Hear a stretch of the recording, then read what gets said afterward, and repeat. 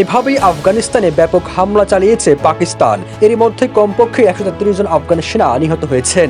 দেশটির বিরুদ্ধে অপারেশন গজব নীল হক ঘোষণা দিয়ে এরই মধ্যে আফগানিস্তানি সেনাবাহিনী গোলাবারুদের একটি বড় ডিপো ধ্বংস করা হয়েছে। দুই দেশের এমন উত্তপ্তের মধ্যে প্রশ্ন উঠেছে, এই যুদ্ধের শেষ পরিণতি কি হতে পারে।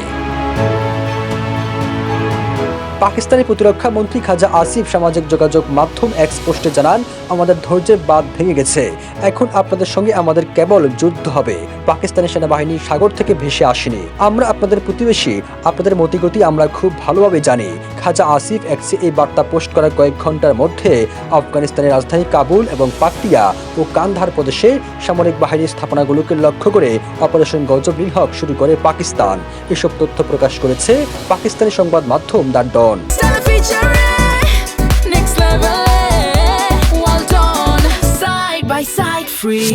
পাকিস্তানের এই হামলায় আফগানিস্তানের কাবুল, পাকতিয়া এবং কান্দাহারের 27টি সেনা চৌকি ধ্বংস হয়েছে এবং 9টি চৌকি দখল করেছে পাকিস্তানের সেনাবাহিনী।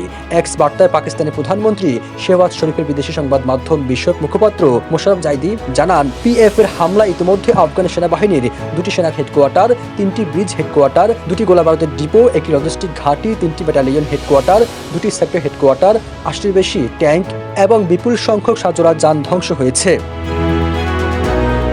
আফগানিস্তানের সীমান্তে হামলা চালিয়ে সেনা সদস্য হত্যা এবং কয়েকজন সেনাকে অপহরণের জবাবে এই যুদ্ধ ঘোষণা করে পাকিস্তান। সীমান্ত জনগণের নিরাপত্তা রক্ষায় কঠোর অবস্থানের কথা জানিয়ে দেশটির প্রধানমন্ত্রী শেহবাজ শরীফ ও প্রেসিডেন্ট আসিফ আলী জারদারি বলেছেন, দেশের প্রতিরক্ষা নিয়ে কোনো আপোষ করা হবে না এবং যে কোনো আগ্রাসনের জবাব দেওয়া হবে শক্ত উপযুক্তভাবে। পাকিস্তানের জনগণ ও সেনাবাহিনী জাতীয় নিরাপত্তা রক্ষায় পুরোপুরি প্রস্তুত। সবুজ আলম, নিউজ ডেস্ক, ইত্তেফাক।